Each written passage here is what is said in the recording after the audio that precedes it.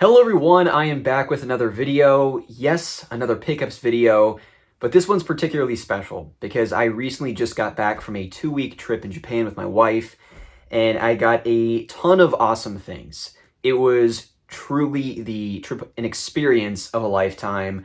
It was everything I imagined it to be and then some, just from the people, the culture, the food, and certainly the video game scene, going into places like Book Off, Hard Off, visiting Akihabara, and just everything that that city has to offer from a video game side of things. So I have plenty of stuff to show over the course of this video, but I will also be doing a proper game hunting video. I took a tremendous amount of footage and photos over the course of my trip, both in game stores, but also just the different things that we got to experience over the course of our trip.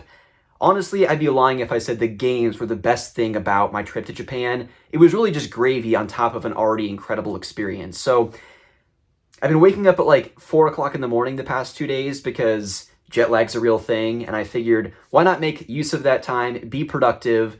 A pickups video is probably the least intense type of video to put together coming back from this trip, so I figured why not sit here with my cup of coffee here at 5 o'clock in the morning and record a pickups video. So I want to be going through everything, maybe have some B-roll footage over the course of, finding some of these things out in the wild in Tokyo, Utsunomiya, and a number of other cities. But most of that footage I'm going to save for a proper game hunting video that I'll have out, hopefully not too long after this one. And then I'm going to do another video capturing the entirety of the trip as well, if you're into that kind of thing. But I feel like most of the folks on this channel are going to be more interested in the game side of things. So let's go ahead and get into it. Now, before I show any of this stuff, I think it's worth briefly prefacing this by saying that it was very tempting to go absolutely nuts when you're in Japan with not just the variety of games, but when you go into these stores, it's so much different than what we have here in the States, where you just see walls upon walls of games. And depending on where you're going, how ridiculously cheap some of these games. I mean, PS2 RPGs for literally like $2 or $3. I saw Chrono Trigger in the box on the Super Famicom for like about $20. Tons of just RPGs in general for like literally next to nothing. And kind of the commitment I made to myself going over there is, 1, do I have the space for what I'm going to get? 2, do I have a means of playing it?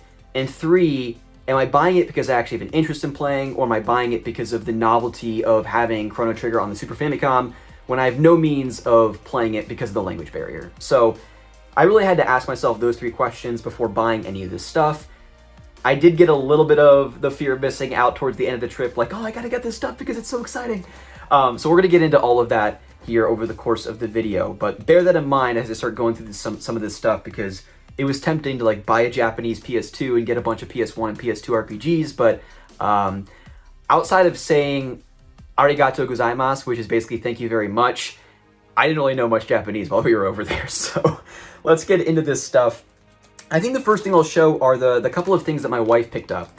She and her brother are huge Hamtaro fans, and so they, I never watched that anime cartoon growing up. So when she saw some of this Hamtaro stuff, she had to pick it up. The first is this cute, adorable little plushie guy that we have here. We got him in this, I don't want to say convenience store, but what's so interesting about stores in general, whether it's electronic stores, video game stores in Japan, everything is so vertical. Most stores rarely have just one floor. There's like, sometimes like 9 stories of floors.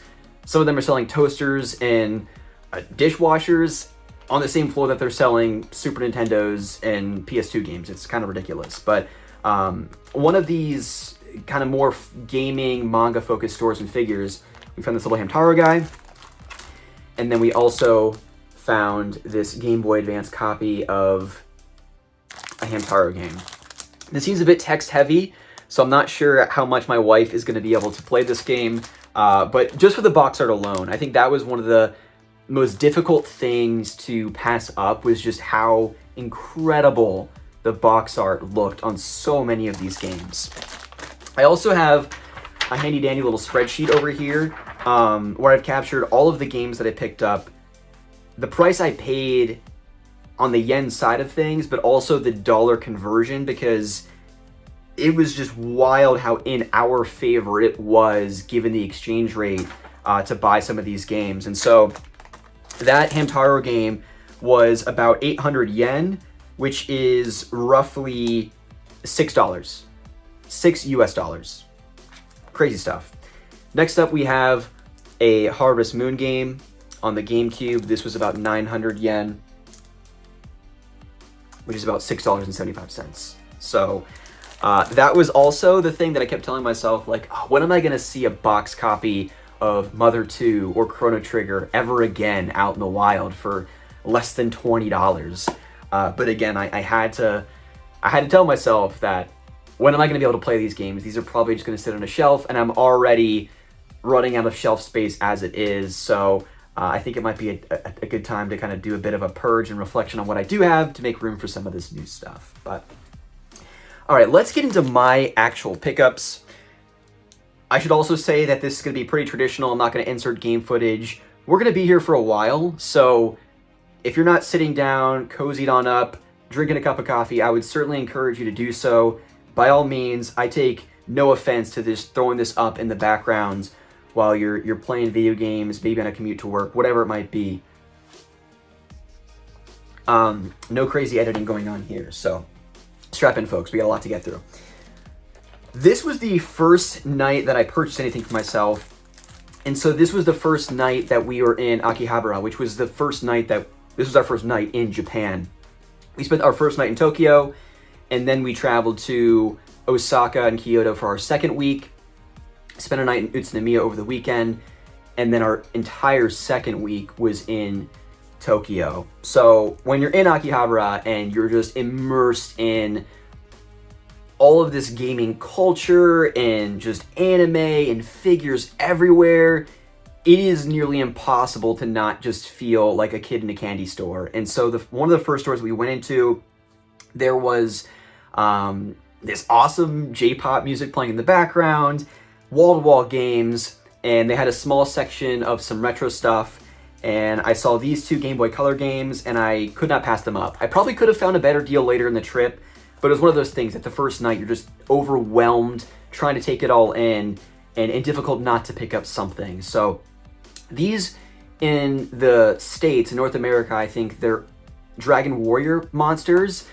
They're basically Dragon Quest Pokemon type games where you collect creatures from the Dragon Quest series and use them in battle in turn-based fashion in a very similar way that you do in the Pokemon games. So these are probably going to be the most difficult games from a language barrier perspective for me to play, but I was really trying to hold up my phone. My phone's recording this.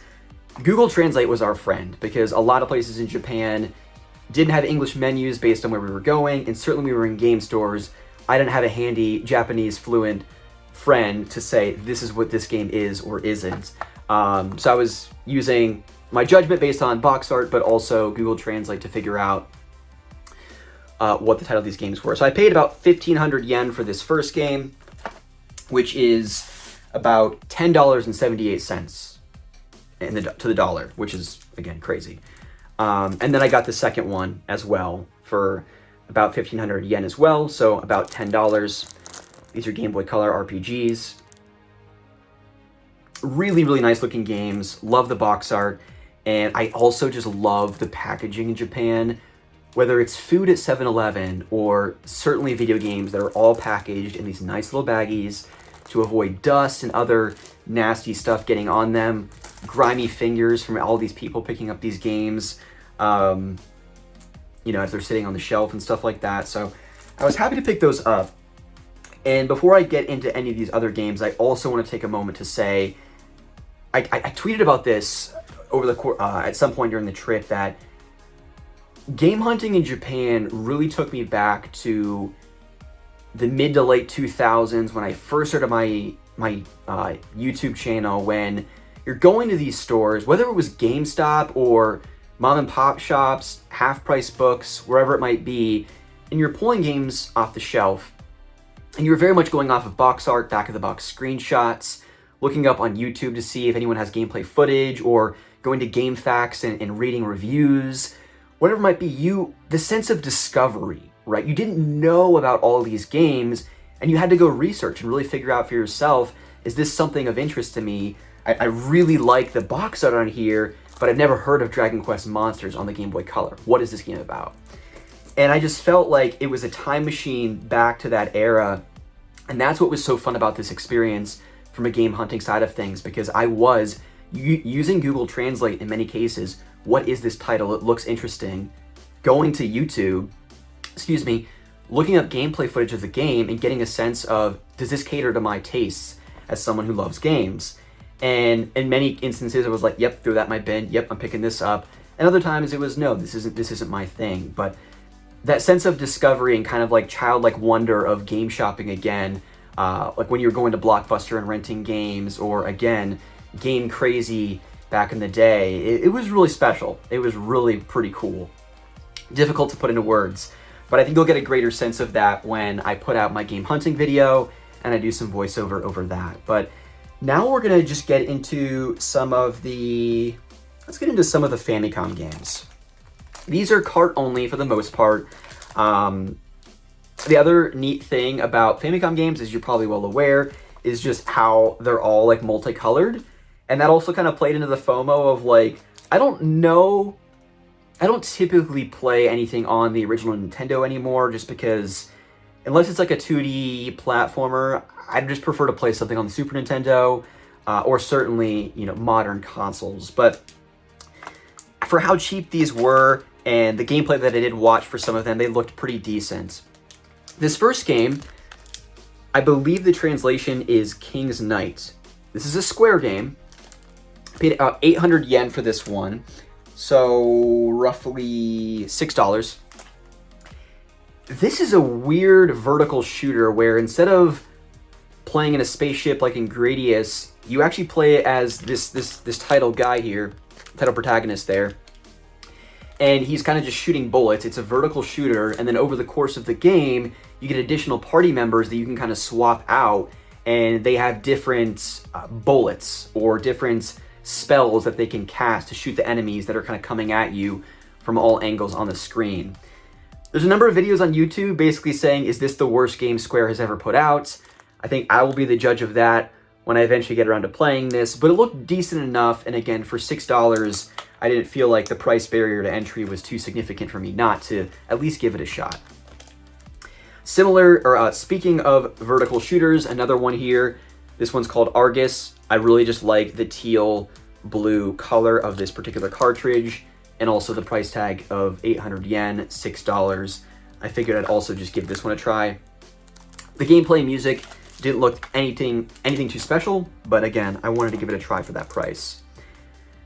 This next one, I literally have to get my little handy dandy notebook here to figure out the translation. It is Magical Taru Ruto Fantasy World. And I believe this is based on some manga series in the late 80s, early 90s, and it just looks kind of like a goofy 2D platformer. And the level design has a striking resemblance to the early Mario Brothers games. So I'm sure a lot of platforming series try to capitalize on that in the late 80s, early 90s. But again, I paid 900 yen for this, about $675. Not a steep barrier to entry from a language side of things or money. So excited to give that a try. We'll show this one next. This is Yoshi's Cookie on the Famicom, 270 yen, so about $2. Love the orange. Love my boy Yosh. And I also later found a complete unboxed copy for 900 yen. Again on the Famicom. So I've never played Yoshi's Cookie, but I'm a huge fan of just the game Yoshi on the NES. When we got that as part of the 3DS Ambassador games on the 3DS, that was one of my most played games in college between classes, just popping in Yoshi, playing a couple rounds of that. It's kind of like a Tetris knockoff, and I don't know, I just really enjoyed that game in college, and while I've never played this one, I am looking forward to giving it a try as well. And I'll be playing most of these games on the Retron 5 because I don't have a Famicom or a Super Famicom, but I like that the Retron 5 has the ability to play all of these different games. So the last Famicom game, my wife actually found this because when we were in a book off, she was like, hey, did you go through all the Famicom stuff? And I was like, yeah, I thumbed through. There wasn't really anything in there that I was interested in.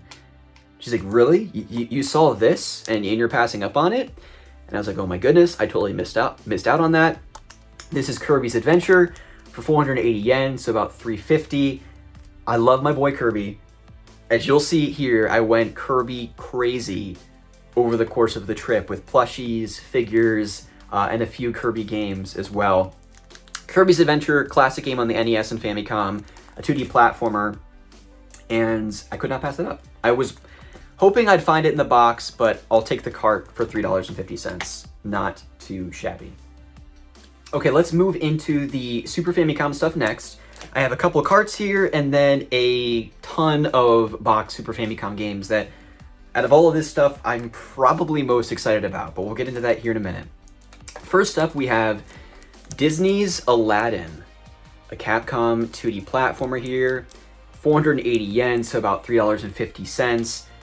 Yes, even on the other side of the world, Rusty's still buying licensed Disney platformers. Can't be stopped.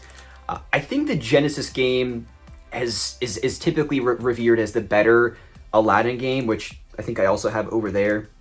I don't have a physical copy of the Super Nintendo version of Aladdin, so I was happy to see that, but also pick it up. So that's pretty cool.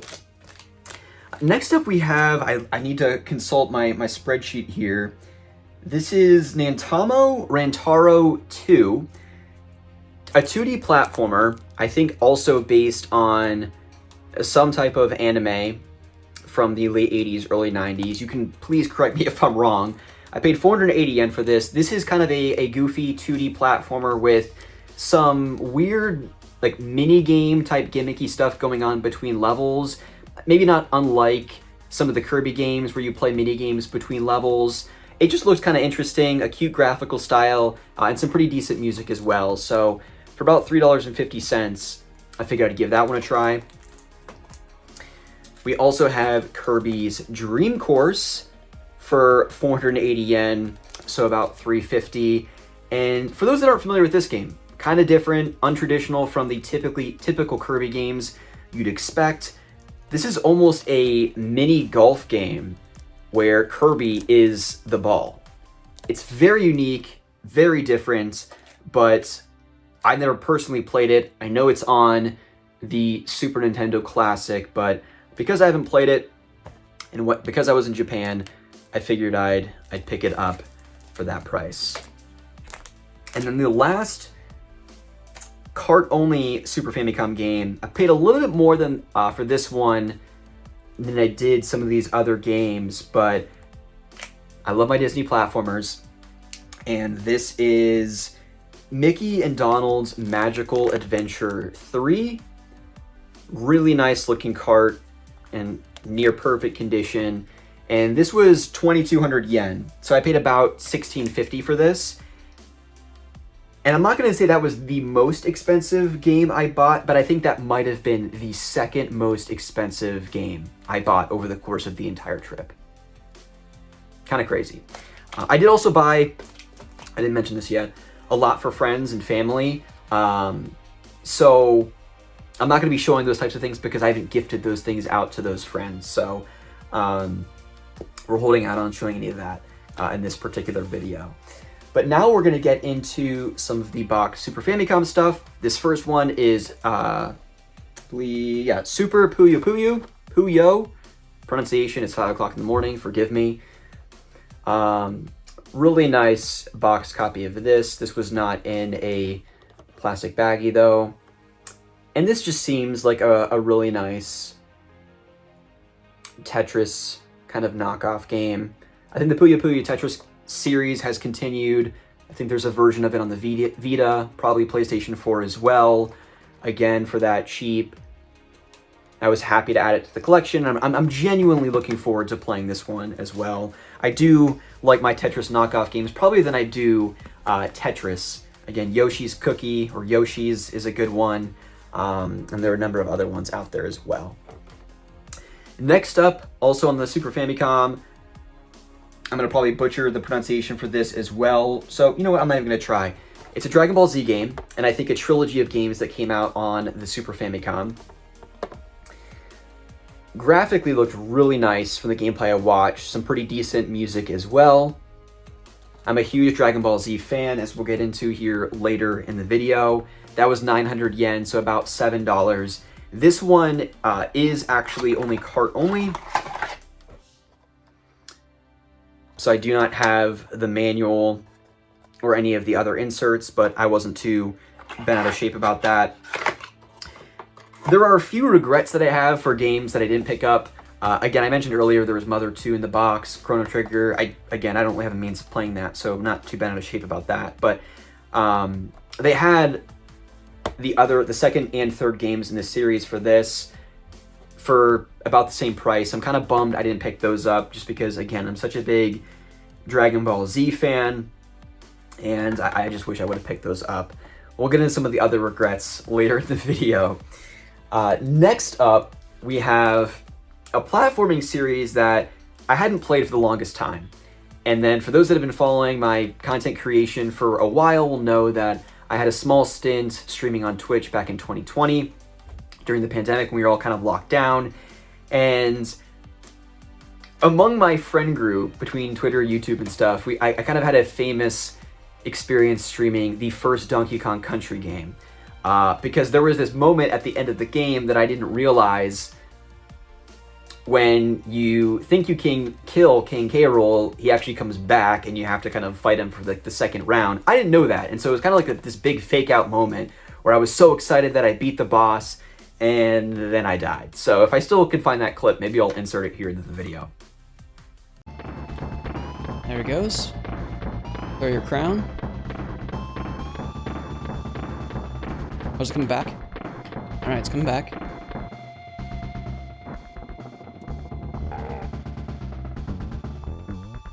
What are you doing now? What do you got up your sleeve, buddy? I'm ready for it.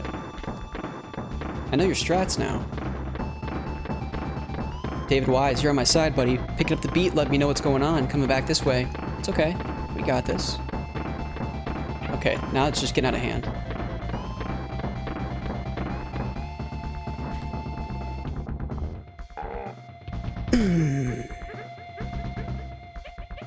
That's Donkey Kong Country, friends. What's up?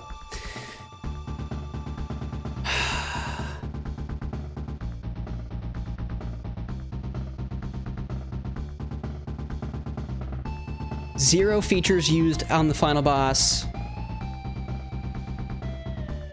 We learned the strats. We were patient. We were persistent. And we persevered. Wait a second, what the hell is this? That is the most BS. Are you for real? Like, was that... That's like the biggest fake out I've ever seen in my life. But aside from that moment, I did really like my time with the Donkey Kong Country. Certainly stands the test of time as an excellent 2D platformer. And so when I saw the second game here for 900 yen, so about $7, I was really pretty excited to pick that up. And it goes without saying that the Donkey Kong Country games have some of the best music in games ever, from the wonderful David Wise. And because Donkey Kong Country 2 isn't enough, I also picked up the third one for 900 yen. I didn't see the first game box. I did see that they had a cart for the first game. Kind of another regret that I didn't pick that one up, but I am very much looking forward to playing both of these to continue my playing of the DKC games.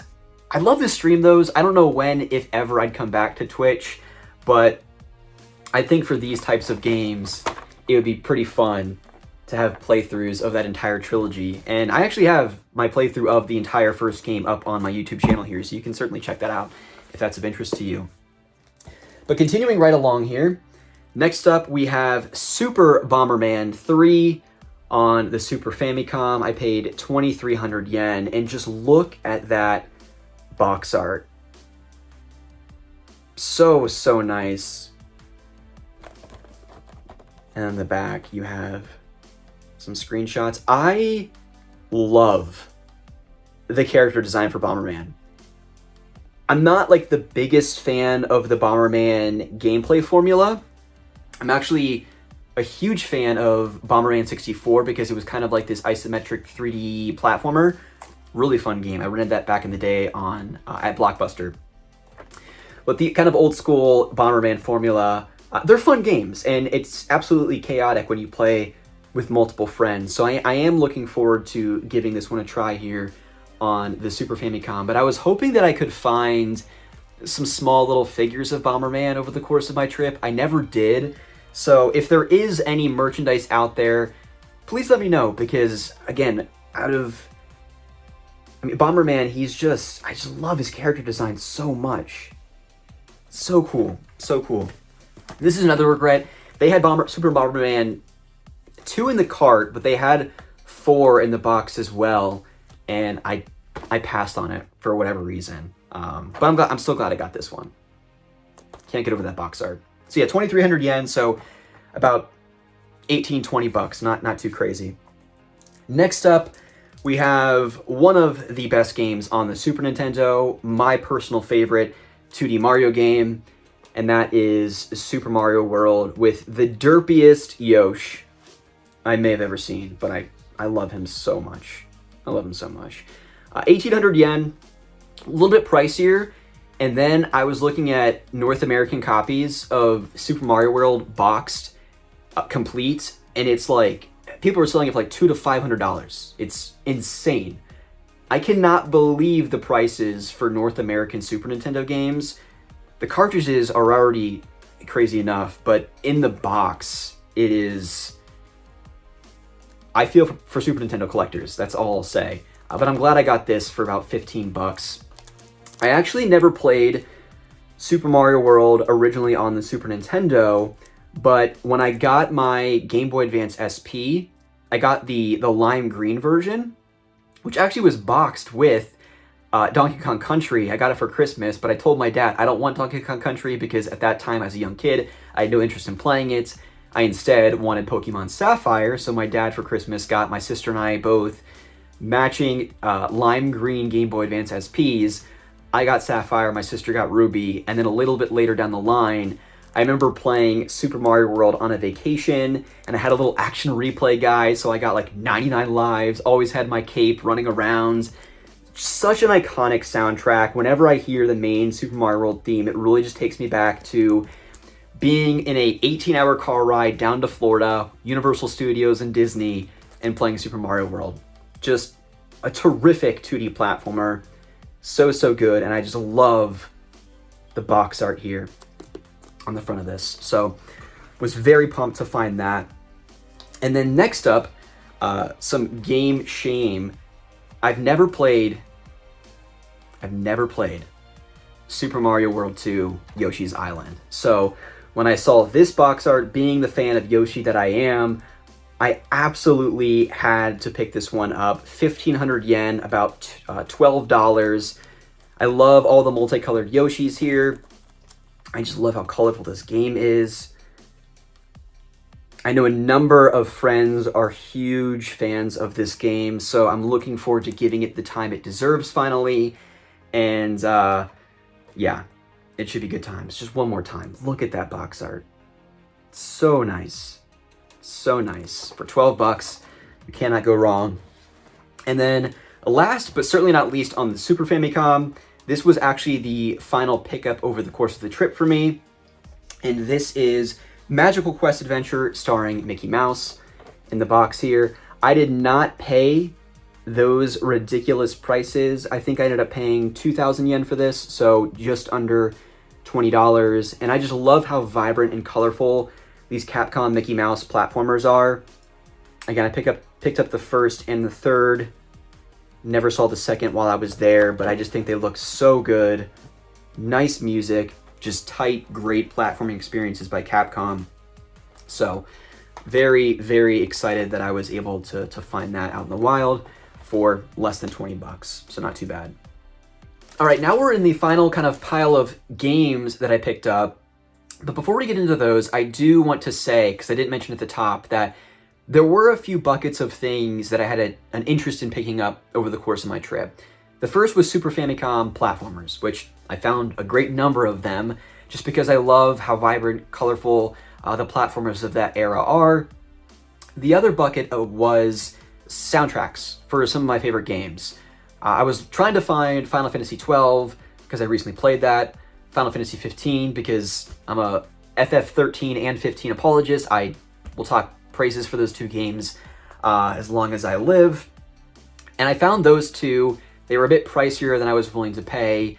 And then Xenoblade Chronicles, which I also found, and that was pretty expensive. So I wasn't really willing to pay those prices. Thankfully, I did find some soundtracks that we'll get to here in a minute. And then the third bucket is Game Boy Color, Game Boy Advance, because I was able to secure an Analog Pocket pre-order. I recently also got a Analog Pocket dock in that kind of second wave of pre-orders. So I've been on the hunt for anything Game Boy related that I have an interest in playing, which is mostly platformers. And so I have a nice fat stack of card-only Game Boy games. I was really hoping to find more Game Boy Color games in the box just because they're so dang cute. I mean, look at these things. I'm glad I found the Dragon Quest Monsters games, but I really didn't find a whole lot more over there outside of the Akihabara side of things, which were just crazy expensive, which I'll talk more about in my game hunting video. But I was happy with the ones I found, so let's go through these. First up, we have Yoshi Topsy Turvy for 300 yen, so like $2. An interesting game, didn't review very well. They had a kind of tilt technology embedded in this cartridge, so when you played it on your Game Boy Advance, you literally tilted the Game Boy Advance either direction, and that modified the level design so that Yoshi could kind of walk up walls. I think it was a lot better in concept than it was in practice, and again, it wasn't reviewed very well, but for $2, again, I love my boy Yosh. I wanted to give this one a try. And a green cartridge, are you kidding me? Get out of here. I had to pick it up. Next up, we have Kirby's Adventure 2. I actually did take this one out of the cartridge because I wanted to give it a try on the Analog Pocket. It plays wonderfully. And if I'm not mistaken, I'm probably going to mess this up. That little hamster's name is Rick. Not Hammy, not Hamtaro, Rick. Because reasons. I love it. I love Kirby so much, and this is a great little 2D platformer. Happy to pick that one up. I also picked up, my wife, I really kind of picked these up. These two Hamtaro games, 100 yen a piece, 75 cents, people. I can't make this stuff up. So she's very much looking forward to taking the Analog Pocket and playing those at some point. Next up, we have in a little plastic cartridge and in a plastic baggie, Super Mario Lands for 480 yen, so about $3.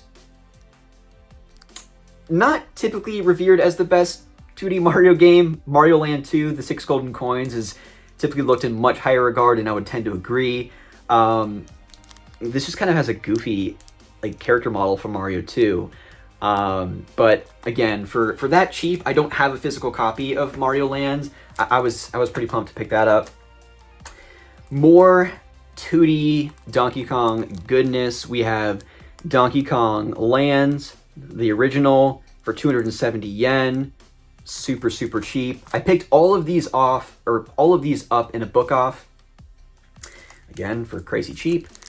We also have Donkey Kong Land 2 for 100 yen, 75 cents. And I just also love the yellow cartridges. So good. And then last but certainly not least, I wish I would have cleaned up more on these to give one to my brother-in-law, also just to have, because I have the Pokemon Red, Green, and Blue in the box over there, the Japanese versions. We have Pokemon Crystal for 1,100 yen. 1,100 yen, that's like $9.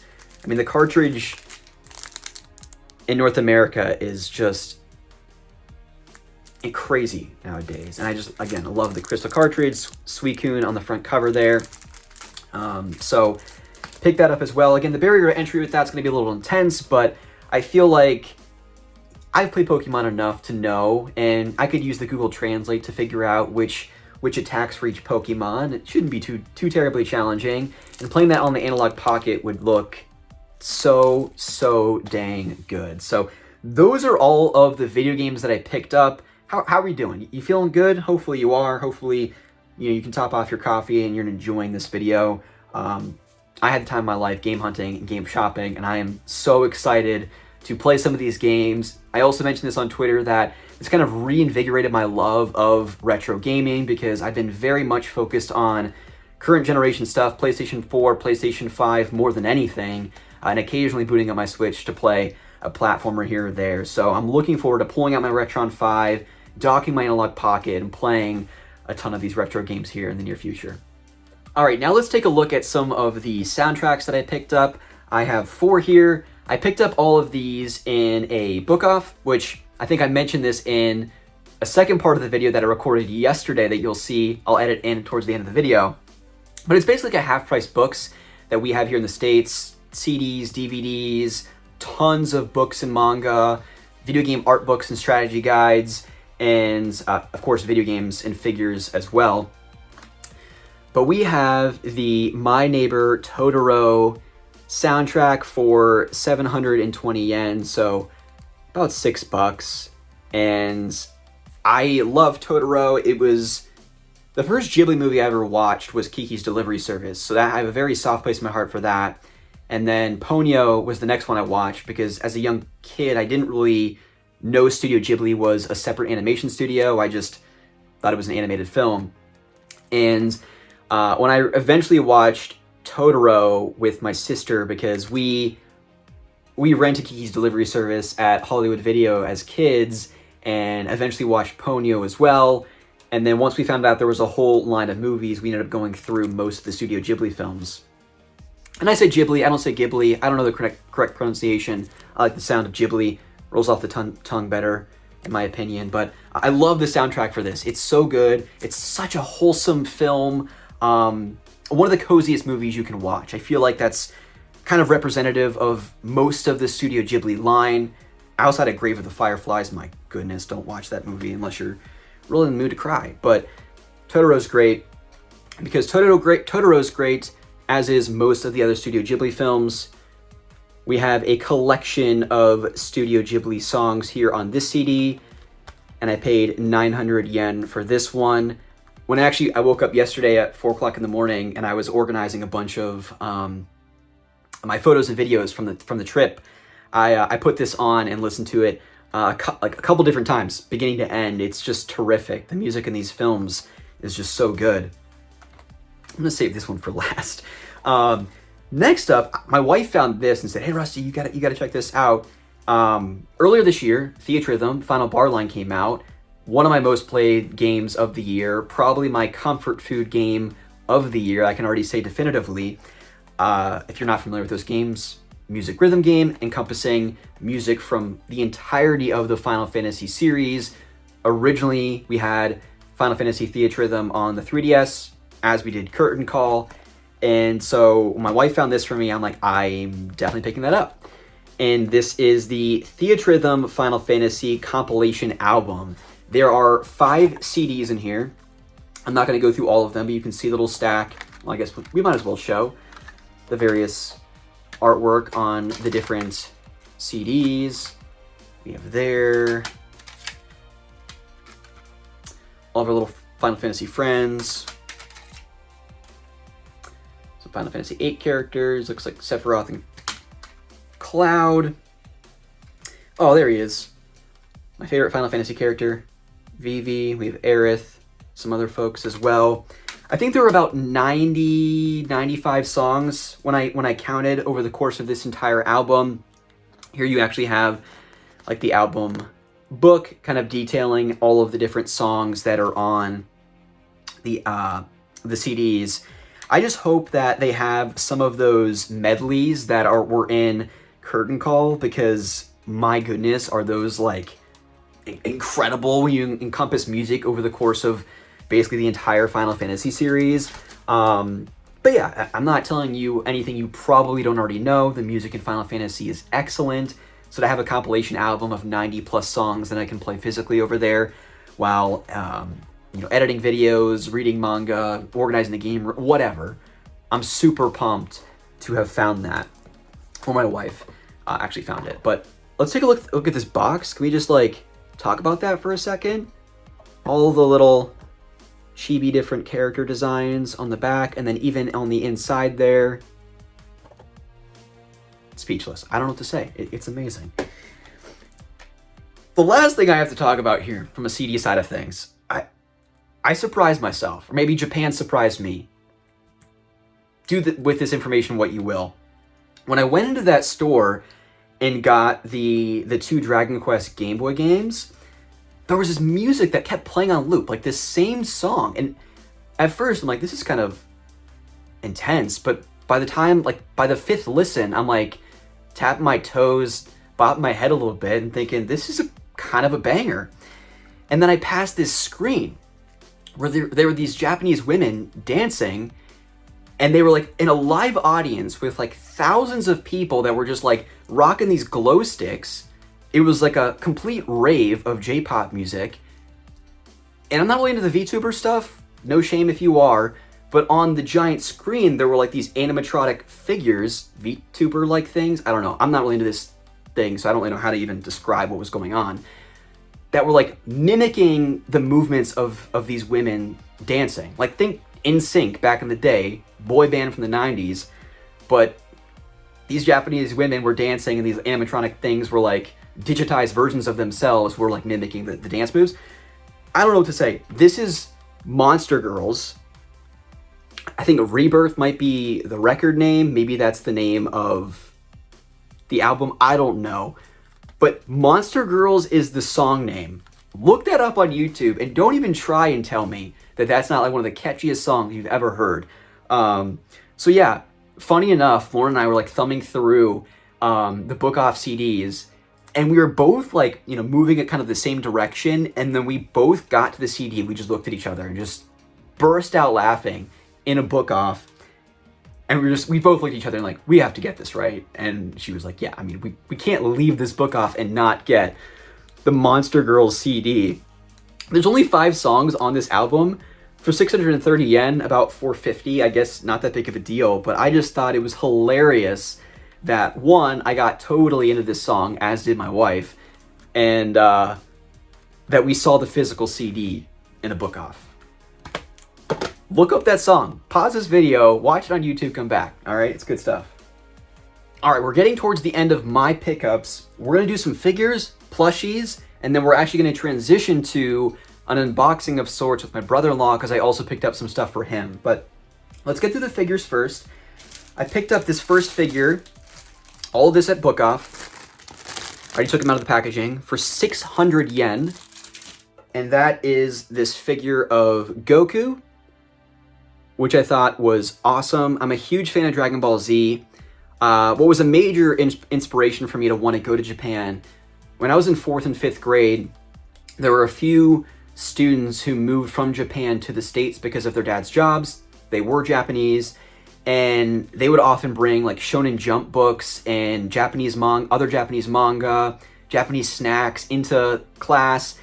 And once they finished the Shonen Jump manga books, they would give them to me and I could take them home. I couldn't read them, but just thumbing through the pages and just seeing all the different character work and stuff like that, I was just so into it, which started my love of reading manga and getting into stuff like Trigun and Shaman King and the Yu-Gi-Oh! Manga books, among many others. But what I've always kind of loved ever since then to now was Dragon Ball Z. I know it's kind of basic, but Akira Toriyama, one of the best character artists of all time, in my opinion, doing character work for Dragon Quest and Chrono Trigger and so many other things. But of course, he's known best for probably Dragon Ball Z. So I went a little Dragon Ball Z crazy, and I cleared off a cubby over there. I might do some B-roll to show you in here in a second. And that's going to be like my little Dragon Ball Z corner, if you will. So next up, we have his son, Gohan. He was about 500 yen, I think, so about $4. Most of them came with these nice little stands. He looks awesome. One of my favorite characters in Dragon Ball Z, we have Vegeta. He was 900 yen. Also has like the little platform there, so he stands tall. We have this little guy. I got him for like 100 yen at a store that just had tons of like little miniature figures. Probably gonna be difficult to stand him up, but we'll find a way. These are my two favorite characters in the entire Dragon Ball Z series. We have first Future Trunks with his purple hair. He looks awesome. He was 1,200 yen, and this one came in the box. Just looks so cool. And then maybe my favorite character in the entirety of Dragon Ball Z, we have Piccolo. I was hoping to find him with his white kind of outfit, and I did find one without the box, but he was kind of discolored and had a couple scrapes, and I think part of his ear was chipped off, so I didn't buy him. But for 900 yen, I did get this boxed Piccolo. And I could not believe how cheap the figures were in that book off. That was an Utsunomiya.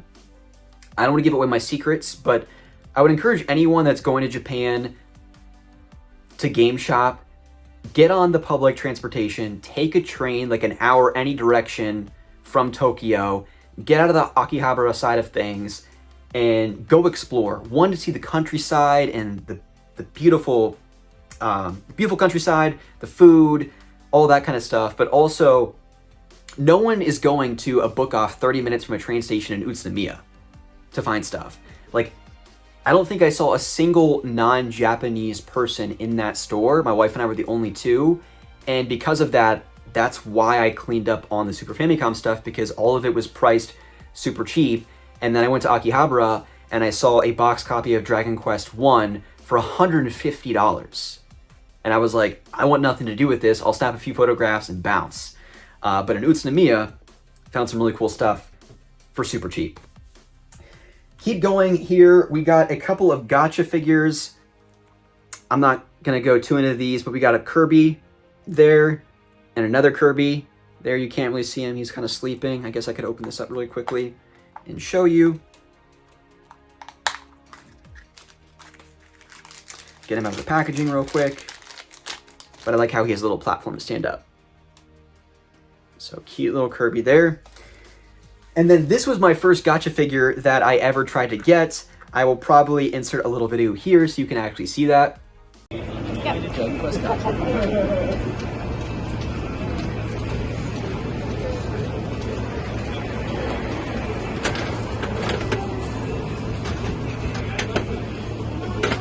Who'd you get? I got a traditional little slime guy. Hold on. It's gonna take a second to open. They really taped him. Oh, I got a blue slime! Yes. Oh my gosh, literally the one I wanted. You can't go wrong with a little blue Oh, slime. look how cute he is. I love it. Happy? I'm happy. But yes, I was lucky to get a little blue Dragon Quest slime. And not to like break him, but you can do all kinds of goofy things with him because he's like this little rubbery little dude. So yeah, little Dragon Quest slime, pretty awesome stuff there. Next up, Lauren and I were walking in Kyoto after we had just seen one of the shrines, and right in front of a 7-Eleven was 4 different crane games. I also went crane game crazy the first week. And I saw a bunch of Mario Kart characters in this crane game, and I saw my boy Yosh kind of sitting at the top of this pile, and I'm like, I'm gonna get that. And I kid you not, the first week, I don't know what possessed me, but I was crushing it on the crane games. I got a little Yosh. And this cute little Mario Kart bee-looking cart. So, really cool stuff there. two things I'll show before I get into like my Kirby collection of stuff. We also went to the Pokemon Center, which I talk about in the second half of this video that you'll see here in a minute. And Lauren's favorite Pokemon is Mudkip. When she got Sapphire as a kid, she nicknamed him Splash. And so she, of course, had to get a adorable Mudkip plush. He looks great. And then in Tokyo, near a hotel, there was a Disney store. As you'd imagine, a lot of it was overpriced. But when we saw this little guy, it was apparently Donald Duck's 69th birthday. So he was celebrating a special one. They had all kinds of Donald Duck merchandise. And I saw this, and Lauren and I both were like, we can't leave this store without him. Look how cute he is with his little raincoat. I mean, I don't know what to say. Look at that. It's ridiculous. This tiny little Donald Duck plush. So a little pricey. He's like $25, but I don't know. I don't know what to say. He's just adorable. But so we got that.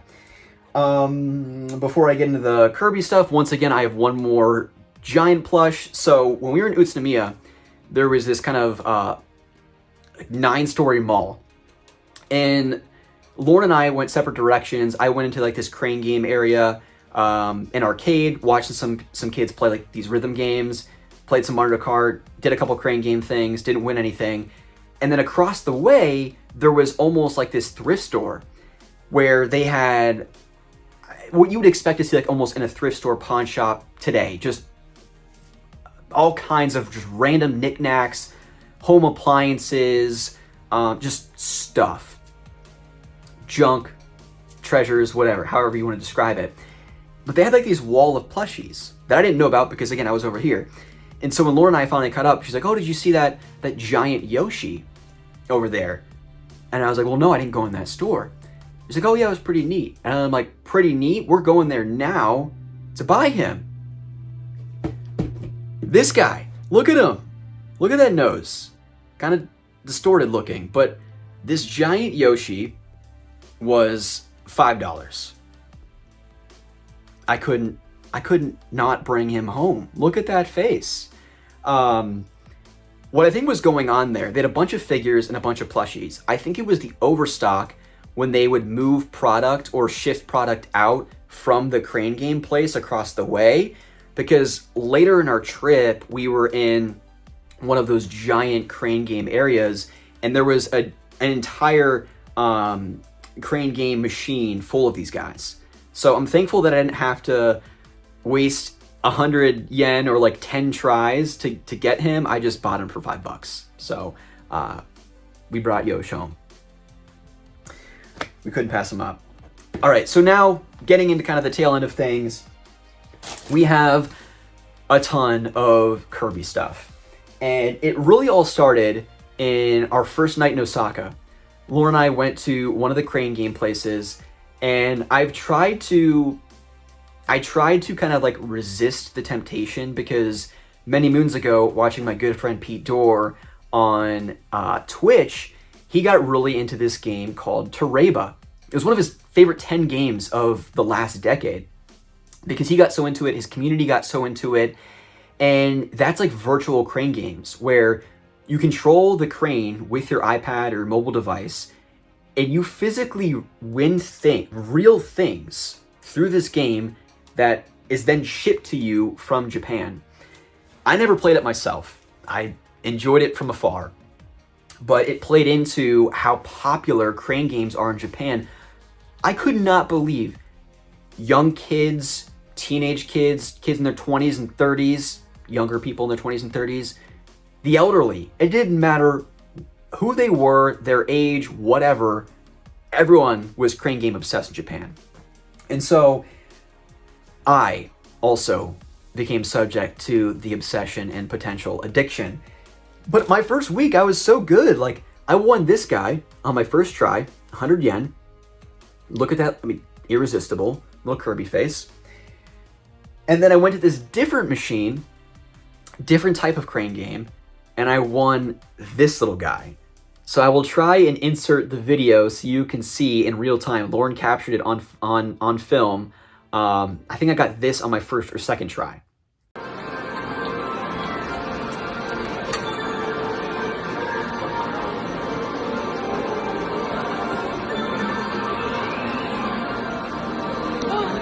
I think this is close as you can be.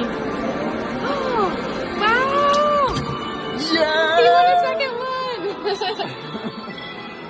One Kirby to go with the second Kirby. That's so awesome. He's a pro. And so after that, it was pretty much game over. Lauren also won one of these guys, and then I won another as well. So we completed that little plush line. There were only 3 of them. At least they had an inventory there.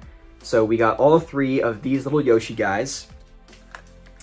And then because of that, we went to the Kirby Cafe later in the trip when we were in Tokyo. And there was mostly like plush CDs, plushie CDs, other like home, not appliances, but like tea sets and mugs and all that kind of stuff. But I knew I was only after one thing, and it was these guys. Kirby in a little chef costume and a little Waddle Dee, and you can see there, Kirby Cafe.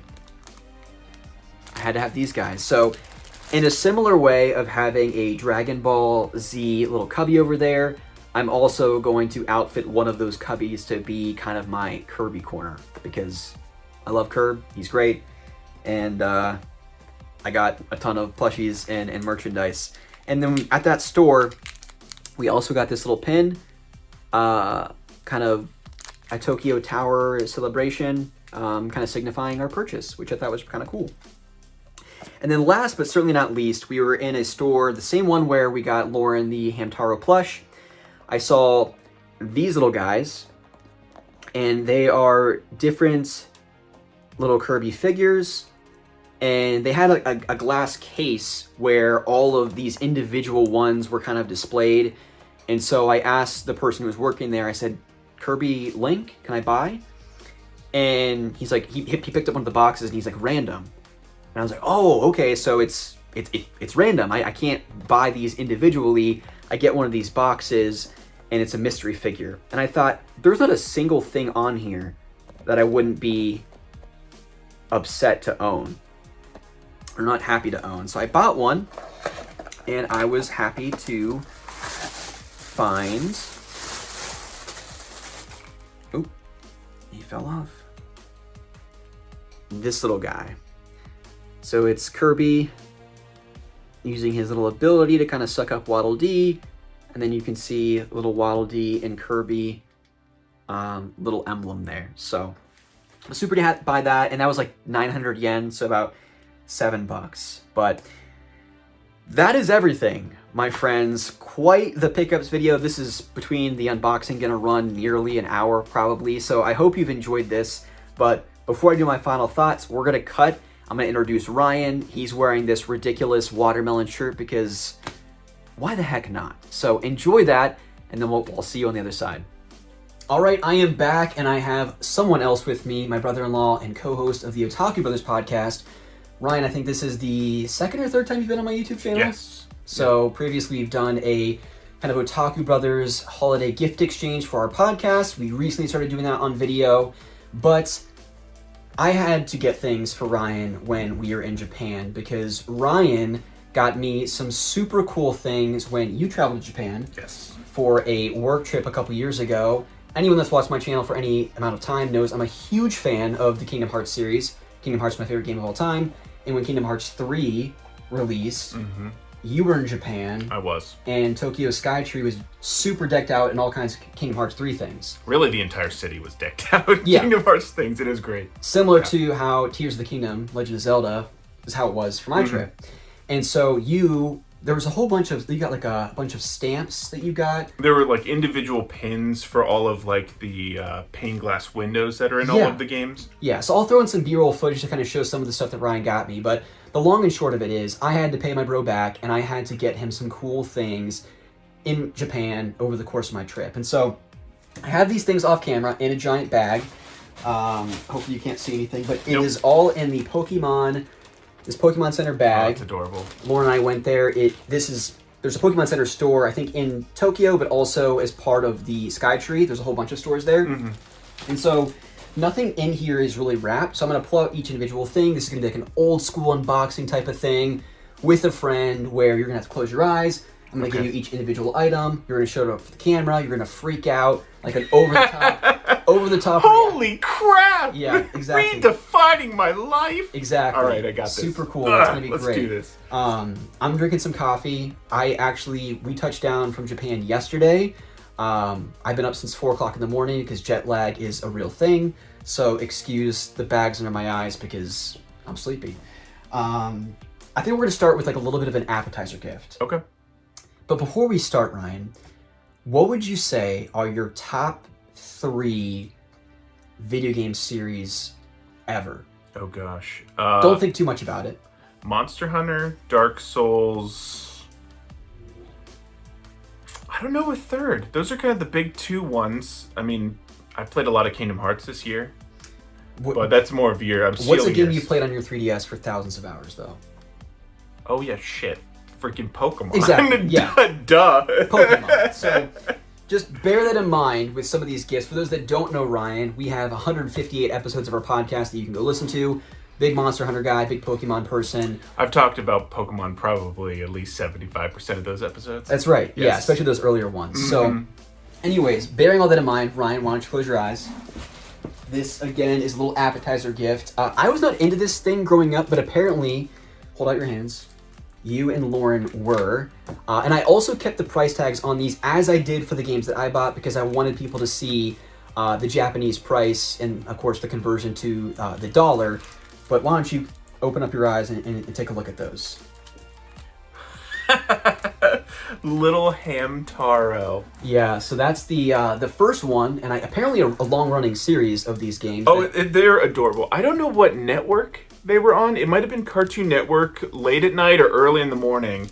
I know we woke up for Zoids, but Hamtaro was also on that list of we were allowed to stay up. And it's just freaking adorable little hamsters. The opening theme was adorable. I don't know even what you would do in a Hamtaro game. Just ham it up. Yeah, really. exactly. And that's adorable. Thank you. So those are each 100 yen if you can see. It's too expensive. Yeah. I mean, that's, what, 75 cents with the conversion? It's pretty much free at this point. I spoil you. Yes, thank you. So I thought they were going to be like 2D platformers. That's what I would think. I looked up gameplay footage. Those might be 2D platformers. Lauren got one on the Game Boy Advance that seems pretty text heavy, kind of fetch questy. So mileage may vary, but okay. You can always, I think, if the Game Boy Advance isn't region free, the Analog Pocket certainly is. So you can always borrow my Analog Pocket. I know there was like some goofy ones where it's like platformers and bombs and stuff. I know they had the platforming game, but like I would think that Hamtaro would be something similar to like go after like the little seeds, maybe like fetch the seeds. Yeah. I don't think there's any bosses. Maybe There a cat There could be. or something. Yeah. But yeah, these are good. Thank you. Yeah, absolutely. Another. All right, I'm closing my eyes again. Yep, another little appetizer gift, and I think you like Dragon Ball Z. Just a little bit. Yeah. Who would you say is your favorite character in Dragon Ball Z? Probably Vegeta would have to, because he had the strongest arc. I would agree. I would tend to agree. So hold out your hands, and you can open up your eyes. Oh. That's adorable. To show up to the good people. So you've got this, like almost like a mini Dragon Ball Z figure. Yeah, he's powering up right there. That's when I want to power up. That's how I squat. Yeah, exactly. That's awesome. And 300 yen. So yeah, basically, again, that's what, like $2. $2. Yeah. And there's a lot of these like little type of things around Japan, right? Just there were everywhere. figures everywhere, as we'll eventually talk about in the podcast. I'm doing my part of the pickups video later, so I'll probably talk about this previous to this, but there were Dragon Ball Z, One Piece, Demon Slayer, Pokemon, figures out the wazoo, all over the place. It didn't matter where you went, convenience stores, literally in 7-Eleven, they sometimes were selling Dragon Ball Z figures. That's awesome. It was wild. But yeah, so you can keep actually close your eyes again. All right. Because I just don't think that is good enough for the purposes of Dragon Ball Z. So why don't you open up your eyes and check out that guy? Holy cow. This is significantly bigger. So a Look at that. giant Vegeta. Probably training in the hyperbolic time chamber. I love this. Not Super Saiyan, but at least you have one that is. Yeah. No, that's awesome. 600 That is yen. sick. I saw that. I was like, that's nothing for how big that is. Yeah. And it looks So I went really to this nice. book off, and it was a book off in Utsunomiya. And book offs are very, I would say, similar to I love the packaging too. half price books over in Japan to what we have here in the States. They have books, CDs, DVDs, games, manga, and there was like 3 different rows of figures, and there was like an entire row dedicated to Dragon Ball Z.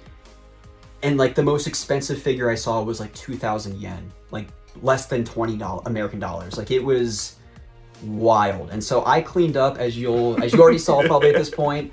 But I had to get some DBZ stuff for you. Very nice. I love it. Thank you. Of course. Well, we've still got more stuff, so why don't Alright, you I'll put that aside. put that to the side, close your eyes real quick.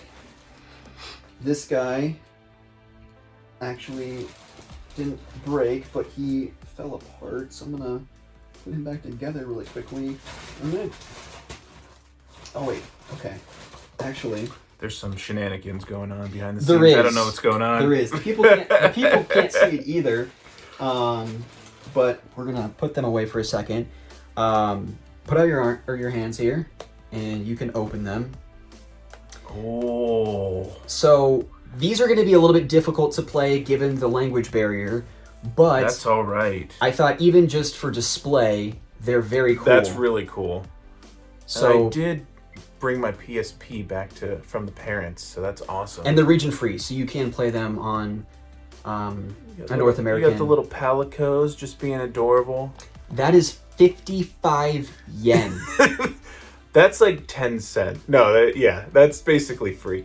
That's ridiculous. I'm kicking myself. What are these prices? I'm kicking myself because we didn't Holy get crap. the third one. I could have got the whole trilogy for you. Okay. But because they had them all there for like next to nothing. Just play Monster Hunter for the palicos. Yeah. I mean, they just cook you food. He's got like a little rice thing. Yeah, Monster Hunter's great. We actually played quite a bit of Monster We Hunter did. World. Yeah. We nearly beat the entire game. Yeah, before I went to Japan. So You have to experience the culture. yeah, And Monster Hunters, definitely. That's awesome.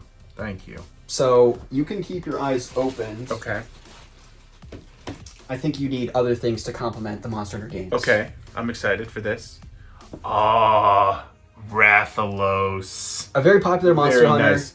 It's the- monster. Yeah, the first flagship monster of the first Monster Hunter game. So this was the big baddie. Mm-hmm. And he is a ton of fun to fight. And He's got a little poisonous his wings stinger. do pop off. Do they? They're meant to. I mean, you can like kind Okay. of take them off if you want. I was very alarmed when Lauren and I got Just home. like, well, he's injured. Yeah. That's awesome. I'll do a 360. Boom.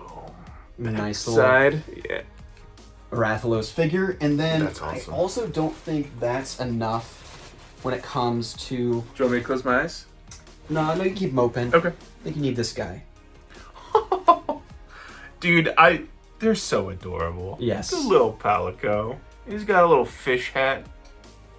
He's a little scholar. Yeah, so He's just adorable. for those that are not Yeah. familiar with the Monster Hunter games, you have like a companion when you go out on hunts, and their little cat called a palico, and you can also outfit them in their own armor and stuff. And so Laura and I were in this book off, and that's the story I was telling you. The day I really went like all out crazy, getting games, figures, I was just like basically cleaning shelves and putting them into like a giant bin.